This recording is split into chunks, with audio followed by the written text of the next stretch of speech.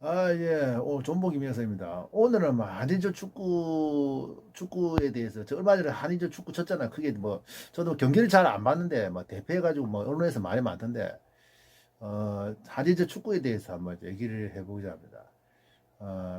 저도 뭐 물론 저 축구나 야구에 뭐 관심이 없는 건 아니거든요. 물론 제가 요즘 어느 뭐 다른 이런 주짓수나 뭐 이런 투기 종목 운동하다 보니까 보는 건 그 구기 종목들이 때문에 뭐 야구 축구 이런 거냐 그 특히 야구 축구 인기 구기 종목 인기 제일 많은 게 야구 축구 아닙니까? 그 야구 축구 뭐 농구도 옛날 했고 그런 거에 대해서 뭐 옛날보다 관심이 없어진 건 사실이에요. 투기 종목하고도. 근데 뭐 결과가 뭐 어떻든지 돌아가는 건 사실 저 보고 있거든요. 뭐 롯데가 뭐 적어도 부산 사람인가 롯데가 메디하는가 아니면 뭐 한국 시리즈는 올해 누가 우승했는가 뭐 플레이오프 포스트 시즌 그러니까 플레이오프 포스트 시즌은 누가 나갔는가 뭐 이런 거 자체 다 보기 보네요. 축구도 옛날에 뭐 대우로야지 있을 때 제가 어릴 때 뭐 안정환이 선수 있었을 때 그때 진짜 재밌었죠. 한번 축구장도 한번 간 적도 있습니다. 축구 보러. 근데 뭐 축구에 뭐 그래 완전 관심 없는 건 관심이 뭐 진짜 인기 많은 건 관심 있을 수 있는 건 아닌데 뭐 아예 없는 것도 아니거든. 그러니까 뭐 K리그 누가 우승했고 뭐 누가 2부 리그 떨어졌나 뭐 누가 강등되고 누가 승강됐나 뭐 이런 거에 대해서 관심이 없는 거 가집니다. 그뭐 또 뭐 A매치 같은 경우는 뭐 사실 축구 같은 경우는 뭐 청소년 축구나 뭐 이런 거 자체로 결과에 대해서 어느 정도 보거든요. 그래서 축구에서. 그래 저도 뭐 오늘 한일전 축구에 대해서 한번 좀 한일전 축구에 대해서 한번 좀 얘기를 해보자 합니다. 아, 예. 뭐 한일전 축구 같은 경우는 사실 뭐 한일전이 사실 뭐 라이벌 의식된 게 사실 뭐 얼마 안 돼요. 옛날에 80년대까지만 하더라도 뭐 사실 뭐 별 그렇게 뭐 크게 의미가 없었어요. 뭐 그렇게 우리한테 다 깨졌어요. 거의 뭐 엔간하면 우리한테 뭐 다 깨졌고 그러다가 90년대부터 슬슬 이제 일본이 이제 성장하면서 이제 근데 그게 뭐 얘기 보니까 그 압니까? 90년대 일본이 성장했는데 그게 일본이 나름대로 준비를 했어요. 그 당시 뭐냐면 그 당시 뭐냐면 일본이 이제 옛날에 그 당시 월드컵 티켓이 지금보다 월드컵 참가국이 뭐 24개국 뭐 24개국 16개국밖에 안 됐기 때문에 아시아 축구 뭐 아시아 뭐 티켓 배정된 티켓 자체가 기껏 하면 한두 장밖에 없었거든요. 그러니까 뭐 그때 우리나라 86년부터 우리나라 계속 나가기 시작했죠. 그때 한 장일 때는 뭐 거의 뭐 주로 뭐 중동 저쪽이 좀 많이 나가 호주하고 중동이 많이 나가다가 저도 조사해봤습니다. 역대 아시아 월드컵 진출구 해가지고 그때 조사해 보니까 뭐 북한도 나왔고 뭐 쿠웨이트 뭐 아랍에미리트 뭐 이렇게 뭐 호주 이런 것도 이란도 나와보고 뭐 이렇게 한 장 있을 때만 이렇게 나가다 두 장 되면서 보면 뭡니까 그때 86년부터 두 장 되면서 이제 뭡니까 그때 우리나라하고 이라크 이렇게 맞죠. 두 장, 한두 장 있을 때 사실 뭐 월드컵 나가는데 어려운데 그 일본이 뭡니까 당연히 이제 우리나라를 이기지 못하면 당연히 이제 월드컵을 못 나가는 거야. 그러니까 자기가 이제 그러니까 뭐 일본이 뭡니까 유소년 시절 때부터 자꾸 치고 월드컵 우리나라 때문에 월드컵도 못 나니까 뭡니까 이제 유소년 시절 때부터 차근 한 20년 30년부터 준비를 했었다고 하죠.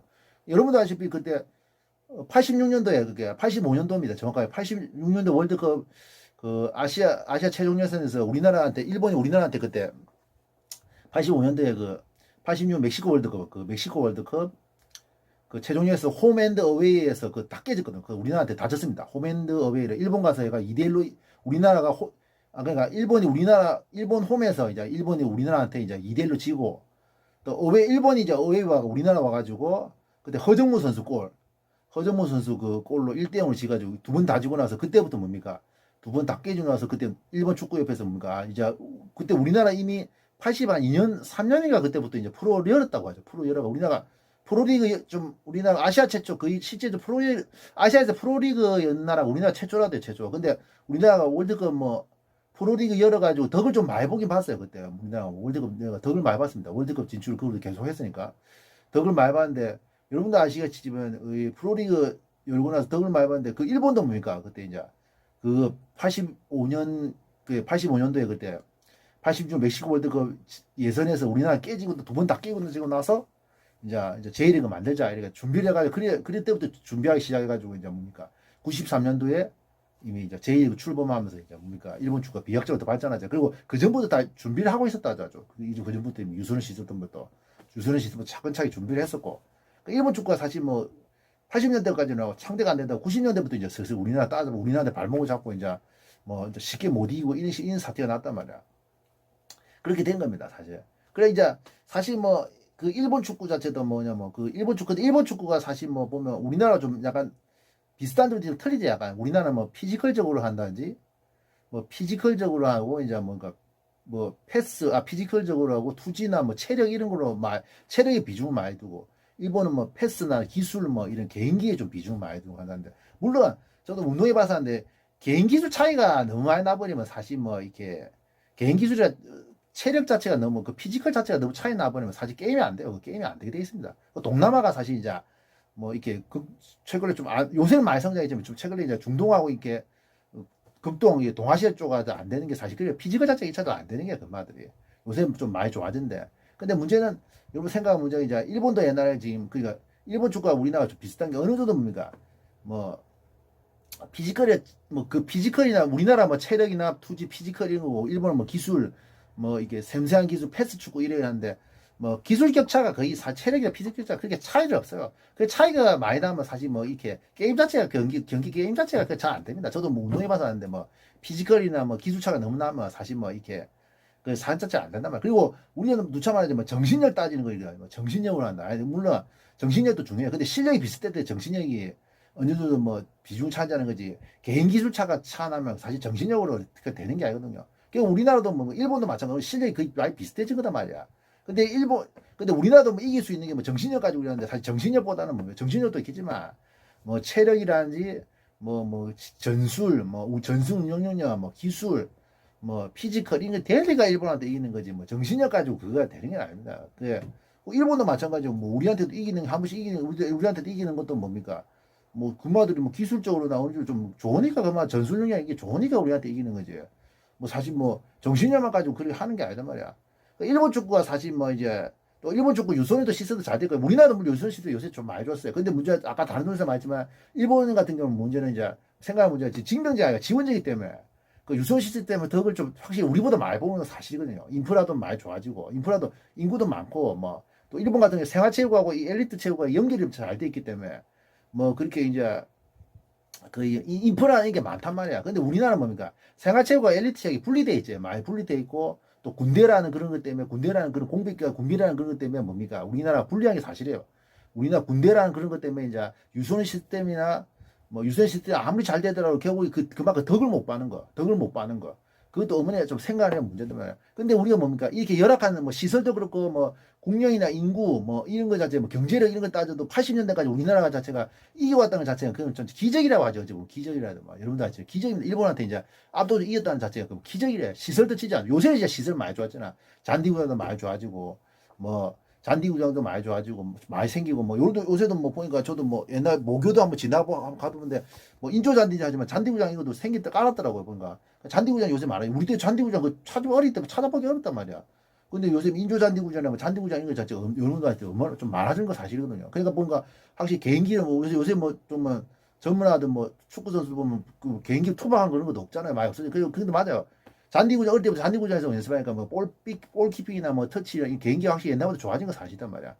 근데 이제 우리가 이제 얼마 전에 뭐 U13 그 진 거 자체는 뭐 좀 문제는 뭐 우리나라 확실히 못한 건 사실이에요. 일본이 자꾸 못한 거 있는데 특히 일본 같은 경우는 2살 어리지 않습니까? 어리지 않습니까? 2살 어리고 이제 일본이 이제 2살 어리고 이제 이래가지고 또 망신 당했는데 근데 문제는 우리나라가 그 황선홍 감독이 잘못한 맞아요. 그 선수 잘못되고 첫 번째 황선홍 감독이 잘못했습니다. 전술 패착을 말해요. 부상 선수가 있으면 부상 선수가 있어가 뭐 주전에 좀 빠졌으면 로테이션 잘해야 되는데 그 전술적으로 이렇게 좀 극대화를 못했고 또 부상 선수를 대체할 만한 그 자원들을 확실하게 제 포지션에 못 넣어주면서 사람들이 자체가 뭡니까 그 제 역할을 못한 건 사실이에요. 또 두 번째 이유는 뭐냐면 협회가 확실히 지원을 잘 안 해줍니다. 이번에 협회 왜냐하면 여러분도 아실 겁니다. 이번 U23이 이제 U23이 솔직히 말해서 U23 아시안컵이 이제 2년마다 열리는데 보통 그 2년마다 열리는데 그중에 뭐 4년꼴로 그 짝수 그러니까 4년마다는 뭐 올림픽 그 뭡니까 티켓 그 올림픽 그 출전권이 걸려 있단 말이야. 근데 지금 뭡니까 올림픽 출전권도 없고 아무것도 없으니까 뭐 구단이나 이 협회에서 협조를 많이 안 해. 프로구단이나 이 협회에서 협조를 지원이 별로 없었습니다. 그러니까 저번에는 이제 뭡니까 김학봉 감독이 했을 때는 그 도쿄올림픽 출전권이 있었기 때문에 협회나 이런 데서 지원을 많이 해줬거든요. 지원을 많이 해줬기 때문에 정말 그 좀 지금 틀려. 선수 차출도 문제도 그렇게 문제가 없었는데 지금은 뭡니까? 선수 차출 문제가 확실히 문제가 많았단 말이야. 또 우리나라가 또 일본하고 좀 불리한 게 아까 말했죠. 우리나라 병역 문제가 걸리기 때문에 일본나 지금 우즈베키스탄 같은 경우는 이런 나라 같은 U21, 그러니까 21세 대통령, 그러니까 파리 올림픽을 대비해서 지금 장기적인 플랜으로 지금 가고 있는데 우리나라는 그게 안 되는 게 뭡니까? 그 아시안 게임도 준비를 해야 되는 게 아시안 게임 금연에다가 병역 혜택을 받아야 되잖아요. 예. 아시안 게임은 뭐 금연에다가 병역 혜택이기 때문에 그 선수들의 병역 혜택을 받는 게 낫단 말이에요. 그래야지 해외 진출이나 이런 게 자기 선수생활한테 확실히 좀 도움이 되고 우리 한국 축구 발전에서 좋잖아요. 근데 문제는 뭡니까? 그게 우리나라 같은 이렇게 아시안 게임까지 이게 뭡니까? 그걸 확실히 병역 혜택 때문에 아시안 게임까지 준비를 확실히 잘하기 때문에 이렇게 장기적인 플랜을 못 봅니다. 지금 그 일본이나 다른 나라 뭐 특히 이제 다른 나라 같은 경우 그 아시안 게임을 뭔가 또 파리 올림픽의 그런 플랜으로 하나의 플랜이나 평가전처럼 이렇게 그걸 활용하는데 우리는 그렇게 평가전처럼 활용 못하고 실전처럼 해야 된단 말이야. 그 이런 것도 불리하단 말이야. 우리나라 불리하단 말이야. 딱 일본도 얼마 전에 지금 분명히 이제 지금 시간으로 지금 유튜브 찍는 시간으로 지금 새벽 한 4시 반쯤 됐는데 방금 경기가 한 3주비 끝났는데 2시나 3주 끝났는데 일본이 우즈베키스탄에 졌어요. 저도 2대0으로 완패했는데 일본 축구가 이제 피지컬이 좀 약해요. 그 우리도 이제 근데 문제는 일본이 뭐냐 피지컬이 좀 약한 그게 나오잖아요. 피지컬이 약한 게. 근데 문제는 뭡니까? 일본이 그걸 극복하기 위해서 혼혈인들을 이제 뭡니까? 혼혈인들 이제 기화시키면서 뭡니까? 이제 그 자기의 약점 피지컬 약한 거 부분에서 보완을 한단 말이야. 그 우리나라가 좀 약간 저렇게 혼혈인들이 많아가지고 그 일본이 지금 주전을 뛴 사람이 우리나라 경기만 주전을 뛴 사람이 한 3명이 혼혈이 3명이고 대기자만 한 4명 정도 총 한 7, 8명이 혼혈이 있다고 하더라고요. 근데 문제는 뭡니까? 그런 것도 이제 생각을 해야 된단 말이에요. 그러니까 일본이 뭡니까? 피지컬적으로 약하니까 그걸 보완하기 위해서 혼혈인들을 이제 대거 이제 대표팀에 뽑아가지고 이제 쓴다는 거. 우리나라도 이제 이 부분 좀 생각을 해야 된단 말이에요. 그러니까 패배했다고 해서 단순하게 패배했다고 이렇게 뭐 그냥 단순하게 패배했다 이치면 아니고 뭐 일본 축구 어떻게 하는지 우리나라 축구가 문제가 뭔지 이렇게 방해하면서 우리 다음 시합이나 다음 경기에 대비를 하고는 우리한테 그 패배 자체가 한 가지 미션이나 과제를 하나씩 준단 말이야. 단순하게 뭐 졌다 이겼다 이게 아닙니다 말이야. 운동도 그렇거든요. 시합도 내가 졌다. 아 기분 나쁘다. 근데 내가 왜 졌는지를 한번 생각을 해본다면 내가 발전할 수 있는 그런 그 진시합도 뭡니까? 내한테 한 가지 과제나 미션을 주지. 발전할 수 있는 이유는 뭐 내가 문제가 뭔지 확실히 그 미션이나 어떤 그 과제를 하나씩 주거든요. 그러니까 일본 축구가 이제 확실히 맞아요. 피지컬적으로 안 되니까 혼연인들을 막 이렇게 이제 데리고 오는 거야. 혼연인들. 근데 외국인 기아 선수하고 그 좀 약간 틀리죠. 혼연인들을 자꾸 데리고 오는 거 자체가. 뭐 일본 축구 같은 경우는 뭐 외국인 선수를 기아 선수 한두 번씩 했어요. 역대 대표팀 보면 한두 번씩 하고. 그러니까 축구라는 게 조직력이 좀 크게 10명, 11명이 하다 보니까 조직력 자체가 좀 이렇게 크잖아요. 조직력 자체 큰데 이제 외국인 선수 한 명 들어오면 이제 사실 좀 외국인 선수들 많이 들어오면 들어올수록 이게 조직력이 좀 약간 약해지는 건 당연합니다. 근데 이제 그러니까 일본 선수들이 이제 뭐 일본 사람들이 일본 축구에서는 이제 뭐 역대 2002년도 그렇고 94년 뭐 이렇게 보면 기아 선수들 한 명 있어요. 98년 로페즈 뭐 2002년도 한 명 있었으면 기아 2006년 모르겠는데 그때부터 근데 기아 선수 한 명 써보면 보는 거 봤거든요. 근데 중국처럼 기아 선수 넣어가지고 실패했잖아요. 왜 외국인 기아 선수 넣으면 이게 뭐 애국심 이런 게 없기 때문에 사실 국가대표팀은 이게 사실 뭐 이게 뭐 좀 애국심이 없어가지고 정신력 부분에서 그 정신적인 부분, 멘탈적인 부분에서 좀 문제 생기거든요. 어떤 사람이 뭐 혼연에도 취한 거 뭐 중국 사례 되는데 중국 사례 들은 사람들인데 중국 외국인 기아 사례 들은 사람들인데 그 혼연인 데리고 오는 거하고 그 좀 외국인 기아하는 거 약간 좀 틀리죠. 여러분 생각하면서 일반 생각하면서 혼연인이 뭐 대표팀 들어온다고 하고 외국인 자체를 기화시키는 것 자체하고 그건 약간 좀 다른 문제입니다. 근데 왜냐하면 지금 생각한 문제가 박강서에 있는 베트남도 그렇고 옛날에 우리 아시안컵에서 우리나라하고 붙었던 뭐 필리핀이나 뭐 키르기스탄 이런 대표팀 보면 혼연인들을 좀 많이 뽑아줘요 요새 같은 거. 그러니까 뭡니까 뭐 외국인 그냥 기화시키자니 그냥 뭐 그게 좀 조직력 문제 생기고 그래도 뭐 이제 동지성이 있는 그래도 뭐 자기 부모나 어머님이 아버지나 어머님이 뭐 자국인 사람들 이런 사람들을 혼연인들 데리고 와가지고 기량을 좀 약간 극대화하는 거. 그것도 좋은 방법이 생각해요. 그러니까 우리나라도 이제 그런 분들 좀 생각할 때 시기가 왔다 봅니다. 확실히 일본처럼. 그래 일본도 이제 그러잖아. 그러니까 우리나라도 이제 그런 것도 생각해 보면 너무 이제 우리나라 같은 경우는 뭐 기화 선수가 잘 없는데 요새 추세 자체가 그런 거예요. 유럽도 뭐 보면 흑인들이 좀 있잖아. 옛날에 흑인들이 없었습니다. 근데 유럽 같은 경우도 뭐 이렇게 뭡니까 저좀 이게 뭐 이렇게 좀 인구 정책 유럽도 저출산 문제로 좀 서유럽 같은 저출산 문제로 이게 좀 안 좋았거든요. 저출산은 안 좋았거든요. 저출산 문제로. 근데 이제 그러면서 이제 아프리카 이제 대량 흑인들이 이제 이민자로 이게 이민자들로 이게 다 이민자를 이렇게 들어오면서 뭡니까? 이민자를 대거 받아들이면서 그런 사람 이민자 흑인들 대표팀에 이제 뽑기 시작했어요. 그래가지고 이게 뭡니까? 이민자 이게 뭡니까? 그래도 이민자들이 그래도 어릴 때 이제 우리나라 자국에 살다 보니까 자기 어느 정도 애국심도 있을 거예요. 뭐.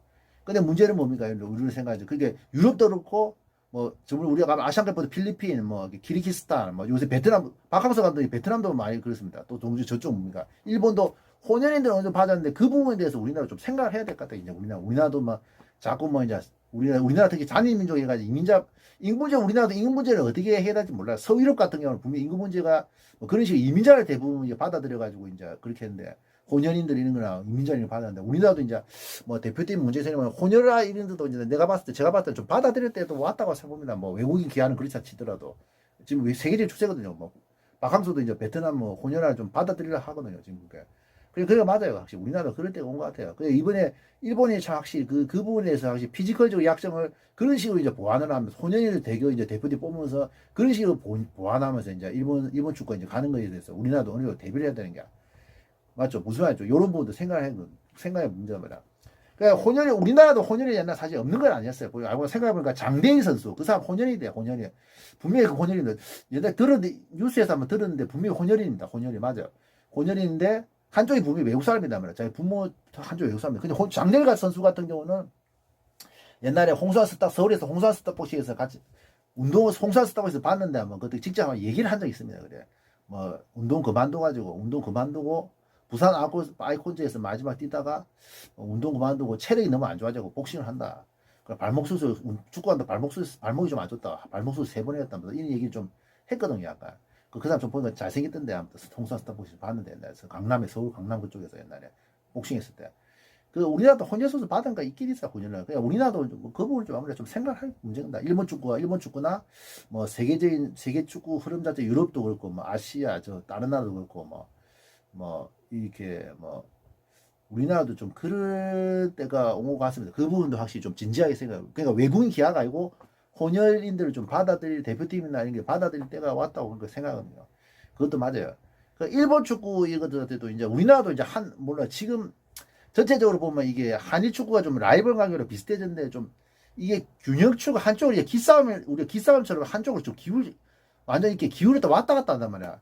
얼마 전에 우리가 한국 뭐 일본 세계적으로는 아직 아시아에서 일본이 잘한다 뭐 이렇게 지금 평청이 나왔는데 막상 또 월드컵 뭐 전체로 따지면 뭐 월드컵에 전체 성적을 따지면 우리나라가 또 더 유명해지거든. 그게 좀 틀려요. 그게 세계적으로 일본이 더 잘한다고 생각하는데 뭐 월드컵 성적이나 전체적으로 보면 우리나라 같은 좀 일본이 우리나라 약한 건 사실이단 말이야. 그 사실이고 아주 뭐 라이벌관계가 있지만 사실이단 말이야. 그리고 그것도 마찬가지다만 그 흐름이 자꾸 이게 왔다 갔다 하잖아요. 얼마 전에 뭔가 얼마 전에 그 한일전 작년에 한일전 한 거 얼마나 잘못된 그건 잘못한 거야. 그 축구협에서 잘못한 거야. 그 뭡니까 일본 한동안 그 뭡니까 몇 년 동안 일본이 또 우리가 매년 그러니까 한번 그때 삿포로도 참살았나 그때 2011년에 한번 3대0 지고 나서 일본 축구한테 좀 밀리다가 또 뭡니까 우리나라 17년쯤에 그때 동아시안컵 그때 4대1로 대승하면 또 기운이 우리 쪽으로 넘어왔단 말이야. 그리고 그때 뭡니까 동아시안컵 대국가 두 번 다 이기고 그다음 이제 청소년 국가대표 청소년 월드컵 그때 이강인 뛴 거 그때 1대0 오세훈 선수 골로 1대0 이기고 또 뭡니까 그 아시안 게임 때 그때도 뭐 결승에서 우리나라한테 지고 2대1로 지고 맞죠. 우리나라한테 이게 슬슬 이제 우리나라 다시 뺏기다가 뭡니까 일본 사람들 그때 벼르고 있었지. 그때 한일 3일전인가 그때 3월 26일 한일전이 있던데도 그때 우리나라가 뭡니까 거의 뭐 2군 가까운 그 이진으로 거의 나와갖고 일본 같은 해외파들 거의 태발 다 데리고 와가지고 뭐 싸우는데 결과가 뻔했습니다. 근데 그 축구협에서 그걸 하면 안 됐어요. 그 뭡니까 한 번 지는 게 아니고 그 기싸움에서 지는 거다. 그게 뭔가 이렇게 가면 또 송씨 한동안 또 일본한테 계속 좀 밀리게 되는 그런 추세가 왔어요. 얼마 전에 좀 밀리다가 다시 우리나라 그 기운을 뭔가 그 흐름 자체를 우리한테 데리고 왔는데 우리가 가져왔는데 또 일본한테 좀 뺏기게 생겼단 말이야. 지금 도로 이번에도 경기 침필해 가지고 이제 그 축구협회가 이번에 좀 잘못한 게 있습니다. 축구협회 저번에 한일전도 마찬가지 축구협회가 그 부분에 대해서 너무 아니라 생각했고 우리나라는 2군 일진을 꾸기 있었는데 저 일본은 일진을 꾸려가지고 이제 벼르고 있었단 말이죠. 벼르고 있었단 말이야. 자꾸 최근에 이제 한국한테 자꾸 지니까 일본 축구협회에서 이제 이번에 한번 이기보자 이래가지고 그래가지고 흐름을 자기한테 가져왔단 말이야. 사실상 그런 것도 생각해야 된다. 그런데 우리가 생각하는 문제는 이제 축구 한일전에 대해서 이제 너무 이제 그 의식을 할 필요 없어. 물론 일본한테 졌다 이러면 사실 좀 기분 나쁘긴 나쁘단 말이야. 근데 우리가 생각하는 문제는 그 축구라는 게 옛날에는 이제 뭡니까 좀 한국의 그런 자존심적인 그런 게 있었어요. 왜냐면 옛날 우리나라가 일본보다 사실 못 살았잖아. 왜냐면 일본보다 못 살았어요. 뭐냐면 이제 옛날에는 뭐 솔직히 우리 90년대 선생님도 그러냐 하든 뭐 80년 90년대 뭐 일본이나 우리나라 뭐 그 격차가 뭐 하늘과 땅 차이다 뭐. 그리고 내 아는 사람도 뭐 일본 갔다 면 완전 일본 갔다 온 사람도 뭐 완전 뭐 색다른 세계다 뭐 이런 얘기 하단 말이야. 근데 지금은 뭡니까 이제 우리가 생각하는 문제 이제 일본 거의 물론 아직 뭐 인구 격차가 있으니까 지금 뭐 인구가 우리나라보다 일본 인구가 한 우리나라보다 두 배는 많잖아요.